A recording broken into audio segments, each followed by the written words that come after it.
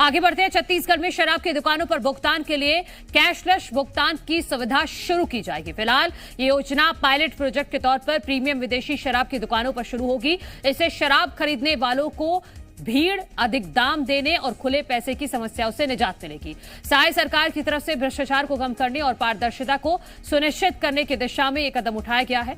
आपको बता दें कि Chhattisgarh state marketing corporation limited द्वारा इस व्यवस्था को लागू करने की पहल की गई है। तो शराब के लिए शुरू होगी कैशलेस भुगतान की सुविधा।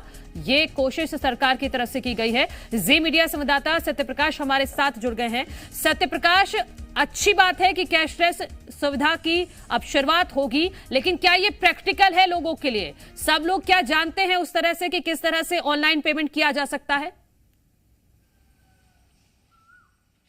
देखिए, मैक्सिमम लोग तो जानते ही हैं, क्योंकि अब हर हाथ में मोबाइल है, लोग टेक्नो फ्रेंडली हो रहे हैं। वैसे लोग जो कम पढ़े लिखे भी हैं वो भी ऑनलाइन ट्रांजैक्शन करने में तो टेक्नो फ्रेंडली हैं ही। ये लगातार कहा जा रहा है, देखा जा रहा है।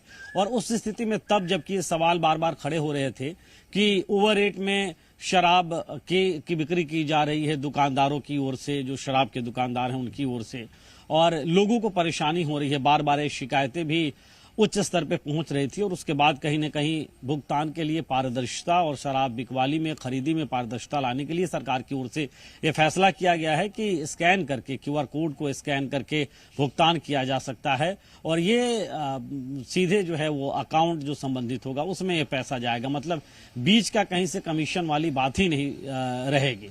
इस उद्देश्य से ये किया जा रहा है। फिलहाल पायलट प्रोजेक्ट के तहत जो विदेशी मदिरा के प्रीमियम दुकानें हैं वहां पे शुरुआत होगी, और वहां पे सक्सेसफुल रहा तो फिर बाकी जो मदिरा की दुकानें हैं वहां भी ये लागू की जाएगी। ठीक है सत्यप्रकाश, बहुत शुक्रिया आपका तमाम जानकारी के लिए। तो विष्णुदेव साय सरकार की तरफ से अच्छी मंशा के साथ इस योजना को पायलट प्रोजेक्ट के तौर पर पहले जो प्रीमियम दुकानें हैं उन पर किया जाएगा, और अगर वहां सक्सेसफुल रहता है तो इनको दूसरी दुकानों पर भी लागू किया जाएगा।